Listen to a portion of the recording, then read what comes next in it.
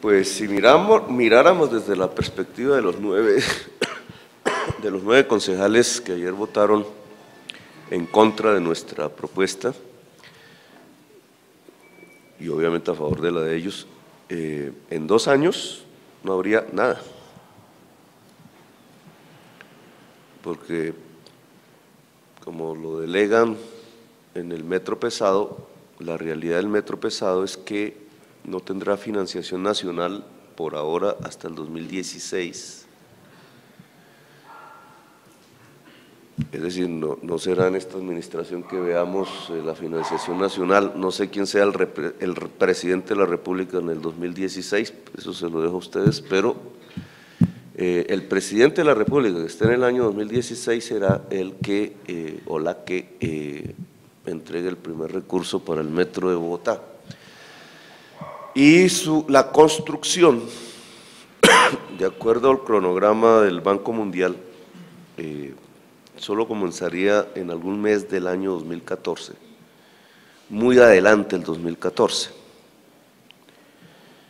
si seguimos el cronograma. Obviamente yo no voy a endeudar la ciudad hoy para gastarme ese fruto del crédito en el finales del 2014, porque haría un detrimento patrimonial. Entonces eso significa en 2 años, que es la fecha que usted me pone, pues nada. Obviamente no es lo que la administración ni piensa ni va a hacer, porque no puede dejar a la ciudad 2 años sin nada, por las circunstancias que estamos viviendo.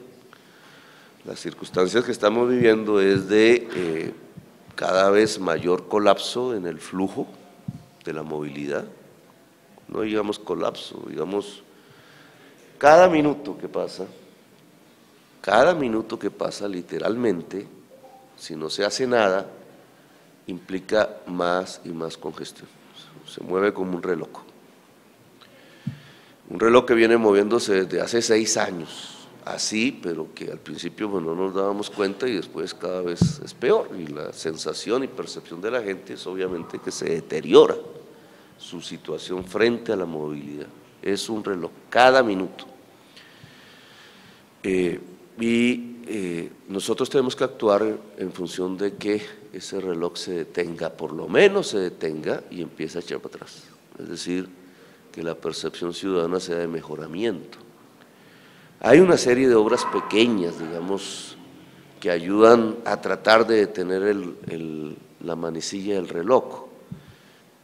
Haber movido unas rutas de la Caracas hacia la NQS, haber rellenado unos huecos en la Caracas, sabiendo que esa no es la solución definitiva, pero lo llenamos, para que el bus no se tranque en la primera losa rota que encuentre y entonces tranca a todos los demás buses, etcétera.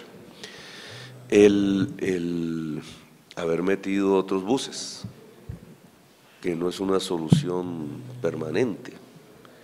Los buses que iban para la 26 en las Américas. Alquilar alimentadores. Bueno, son cosas a presionar a los contratistas de la 26 y la 10ª para que por lo menos puedan rodar buses en la 26 y en la 10ª. En este tema, la 10ª es importante porque nos va a ayudar desde la estación 20 de julio hasta el Centro Internacional, tramo sur, a descongestionar un tanto la Caracas, tramo sur. Caracas, tramo sur. Obviamente no nos va a hacer nada para la Caracas, tramo norte, porque la 10ª termina en el Centro Internacional. Es algo del corto plazo. Nosotros aspiramos a que en junio la 10ª tramo sur, que es tramo sur, funcione. ¿De qué depende eso? Del recaudo de las estaciones. Y el recaudo de las estaciones depende del recaudador. Y el recaudador es una firma que ganó una licitación a finales del año pasado, una de cuyas cláusulas contractuales lo obliga a que en junio esté listo. Por eso es que ahí comienza el SITP, formalmente. Pero solo nos va a ayudar a descargar la Caracas tramo sur, y no todo el tramo sur, desde el 20 de julio hasta el Centro Internacional. En eso estamos. La séptima ayuda a descargar la Caracas en todo el recorrido, hasta el 20 de julio. Y como el plan propuesto liga unos cables al estilo de Medellín del suroriente a la estación 20 de julio, pues la séptima descarga incluso más allá al Transmilenio del 20 de julio hacia el sur. La séptima es importante, digamos, para descargar la Caracas. Ahora, descargar la Caracas no solamente es importante hoy, ya por las circunstancias que vive, sino que el SITP apenas empieza a funcionar en junio y paulatinamente en el tiempo, durante año y medio, ¿no? Ni siquiera durante los 2 años que usted me propone como horizonte, sino en año y medio, llevará mucha más gente a tomar bus en la Caracas, por la forma como se contrató, se ideó, etcétera. Es decir, ahí yo le dije al Consejo, eso se llama colapso, ahí sí podemos usar la palabra colapso, la Caracas no se puede solucionar con más buses. Entonces, la séptima es imprescindible para el SITP. Alrededor de esa urgencia, pues se desató la discusión si la séptima era para Transmilenio, que unos defienden, o para un método de transporte más poderoso, pero que sea capaz de no afectar la estructura y la geometría de la séptima. Discusión que ustedes ya presenciaron en los 2 últimos años, y que la comunidad de las localidades allí presentes determinó que no fuera Transmilenio, y que llevó al gobierno nacional actual a hablar de un corredor verde. Del corredor verde, el estudio del corredor verde que tiene la Secretaría de Movilidad ya incluía el famoso metro ligero LRT. Entonces, nosotros le apostamos a esa solución, que es la solución que propuso el candidato a la alcaldía, doctor Galán, Carlos Fernando Galán, cuyo partido ayer le hundió la iniciativa. Una paradoja de la vida, pero su propio partido fue el que decidió no apoyar la iniciativa que yo recogí del candidato, que es válida y correcta. Entonces, esas son las matemáticas se pueden escribir en números. La Caracas humanamente puede soportar 30-35 mil pasajeros hora, sentido, está llevando 50.000. Pero el borde oriental, por ser el centro de ubicación de actividades económicas y académicas, necesita 80.000 a 90.000 hacia el futuro pasajeros hora sentido. El metro, que va a ayudar muchísimo a resolver ese problema, solo estará construido en el borde oriental, si seguimos el cronograma, en el año 2018 a 2021. Luego yo no le puedo decir a la gente que hoy está andando como a 7 pasajeros por metro cuadrado en la Caracas en un bus rojo, que esa es su solución inmediata. Su solución inmediata es que yo pueda adecuar alternativamente capacidades de transporte de por lo menos 30.000 pasajeros hora sentido, que evacúen una parte de la carga de la Caracas. Y la séptima es la vía paralela. La NQS lo es, pero ya también tiene su límite. La séptima es la que puede hacerlo. Así que queda un segundo paso en el Consejo. El Consejo todavía no ha tomado su decisión definitiva, así que demos ese espacio, que se complementa con la entrada el lunes del plan de desarrollo, que va a decir lo mismo que estoy diciendo aquí en esa materia. Solo que te va a poner los cables, te va a dibujar los cables, te va a decir cuánto valen los cables, los dos, te va a poner todas las rutas férreas, 77 kilómetros, te va a decir cuánto vale y por dónde, no solamente la séptima, te va a decir por dónde va la ruta pesada, cuánto vale la ruta pesada en los cronogramas, y te va a poner las Transmilenios y sus conectores y te va a decir cuánto vale, y el resultado final es que ya no vamos a hablar de un cupo de endeudamiento de 800.000 millones, sino de billones. ¿Qué va a decir el Consejo ante eso? En este momento se está elaborando la cifra exacta, pero el costo total de la infraestructura de transporte que necesita la ciudad, ya no tanto la séptima, que es parte de eso, la ubicamos en 4.500 millones de dólares. 2.500 millones de dólares, que es lo que CENER dijo vale el metro pesado, metro pesado no completo, la línea de metro pesado inicial, 2.500 millones de dólares, y 2.000 millones de dólares compuestos por aproximadamente 1.500 millones de dólares de redes ferroviarias o metros ligeros, si ustedes quieren poner ese nombre, que es usar todos los corredores ferroviarios existentes, más la séptima, más la LO hasta la 170 subiendo a la séptima para hacer la conexión, los dos cables y 1.000 millones de dólares en Transmilenios o BRT, que es como debemos llamar eso, que es la 68, la Boyacá tiene un problema estructural, que de una vez les voy a comentar, y es que un gran tubo madre del alcantarillado pasa por el carril central. Entonces lo que está trabajando la administración es cómo llevar el Transmilenio hacia las aceras. Y eso te da 2.000 millones, ¿no? Porque la reducción en el costo unitario de Transmilenio que estamos proponiendo, por eso nos toca llevarlo a la acera. En el caso de la Boyacá, nos mueve una cantidad aproximada de 700 millones de dólares las dos troncales, las dos.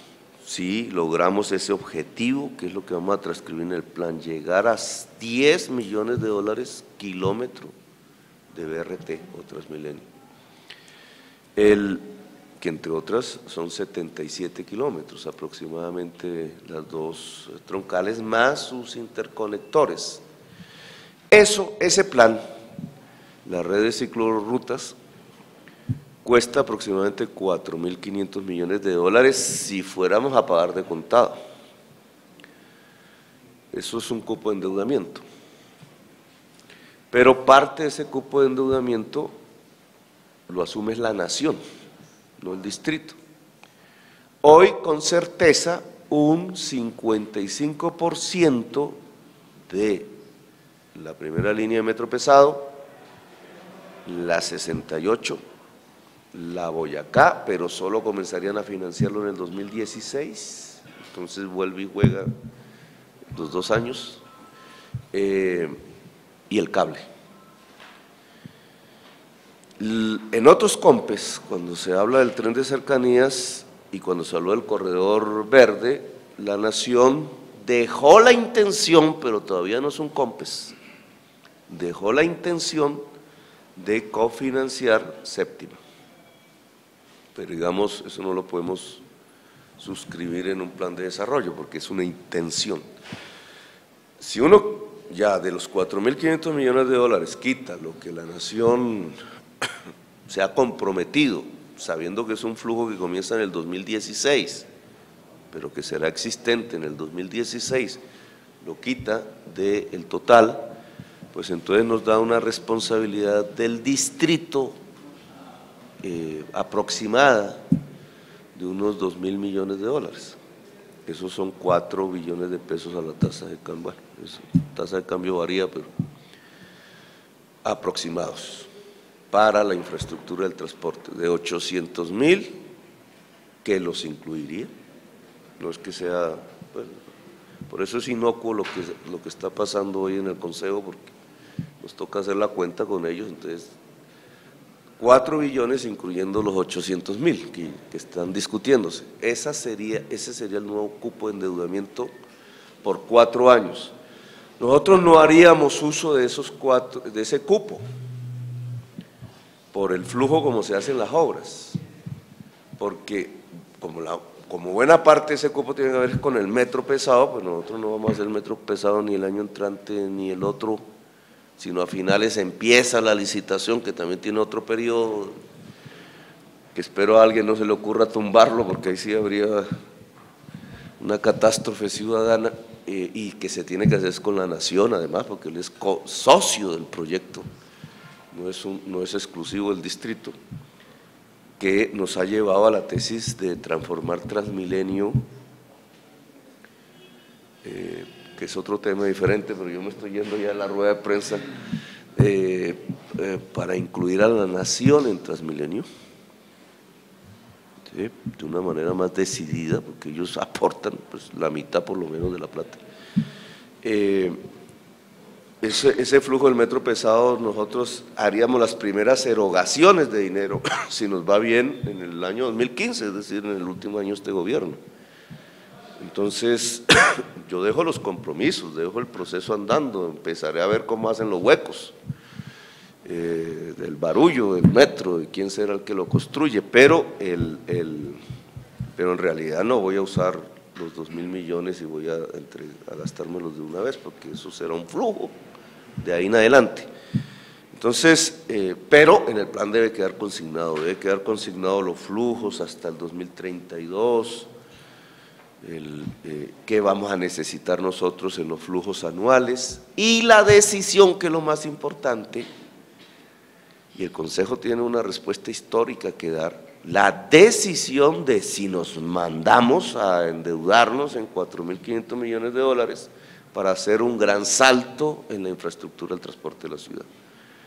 Si mirando la séptima hoy, comparándola con la Caracas, que es estratégica, ya nos da estos resultados, ahora pensemos qué significa la construcción de la línea Fontibón, vía Faca, desde la estación de La Sabana, el cable del suroriente hacia los 20 de julio, a hacer el Transmilenio por la Boyacá, a hacer el Transmilenio por la 68, y algo en lo que vengo insistiendo, que es la red férrea en Laló, que es lo que vincula el aeropuerto a lo que será la línea de metro pesado de la ciudad por allá en el año 2020, pero que podemos comenzar a construir ahora, porque está ahí. Tanta laraca porque se están invadiendo los predios, está ahí. La línea de metro tiene 8 metros de ancho,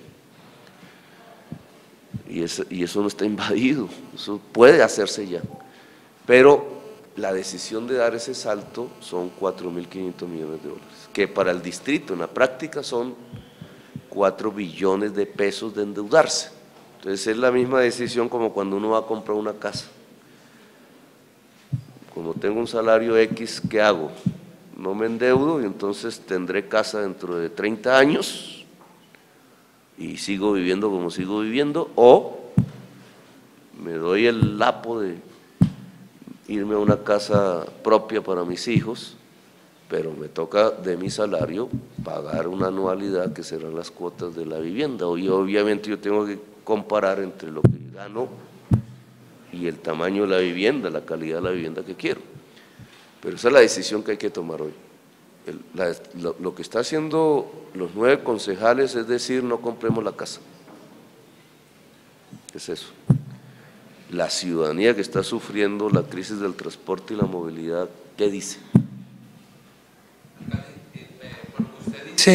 Usted va a seguir insistiendo en su idea del tren ligero ante el Consejo y dentro del plan de desarrollo, porque, pues, según lo explica usted, la única alternativa que tiene Bogotá para el caos en que está en materia de movilidad.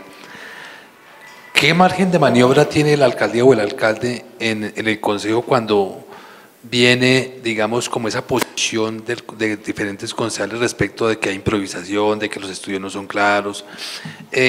con esa posición del Consejo, ¿qué margen de maniobrabilidad tiene el alcalde para sacar adelante esa idea? Esa argumentación de la improvisación es una falsedad.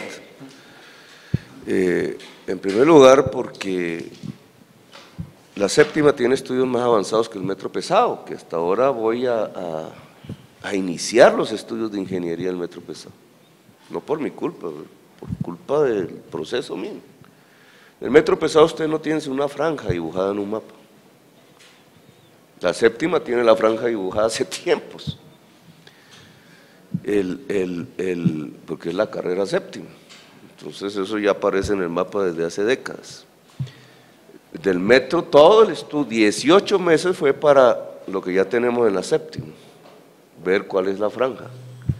Y ahora comienzan los estudios de ingeniería. Entonces la posición de los 9 es una contradicción en los términos, porque entonces ellos dicen, no le aprobamos a Petro porque no están los estudios de ingeniería, pero sí aprobamos para el metro que no tiene los estudios de ingeniería. Es una mentira. Obviamente, no para la alcaldía y para la ciudad, porque es una excusa falsa que esconde otra posición política, ¿no? Que es no queremos dejar hacer en la séptima. Ahora, ¿por qué? Bueno, eso ya es una discusión que no me corresponde, pero que es grave para la ciudad. Es grave para la ciudad, pero no es cierta, porque si fuese así, entonces tampoco debieron haber aprobado el cupo para el metro pesado que no tiene ingeniería. Y nos vamos a demorar 18 meses en que tenga un estudio de ingeniería. La séptima tiene no solamente el trazado, que ya existe por definición, sino que tiene estudios de diseño conceptual que hicieron en la anterior administración, una orden del plan de maestro de movilidad que se decretó en el año 2006 que ordenaba el uso de todos los corredores ferroviarios para estudios de tranvía, le llaman. Entonces, la administración no improvisa y la prueba de ello es esta. ¿Sí? ¿Cómo es que la ciudad, a través de su administración toda, fracasó los años pasados en presentar un modelo creíble de manejo de residuos? Y en 3 meses, esta administración, con el trabajo de Guillermo y los técnicos y la unidad de la UESP, presentó el proyecto. Si hubiera sido el Consejo no sé qué hubiera pasado, pero se lo presentó a la Corte Constitucional y mire el resultado. Entonces, digamos, no hay que caer en cierta forma de presentar unas voluntades políticas que simplemente se movieron por ahora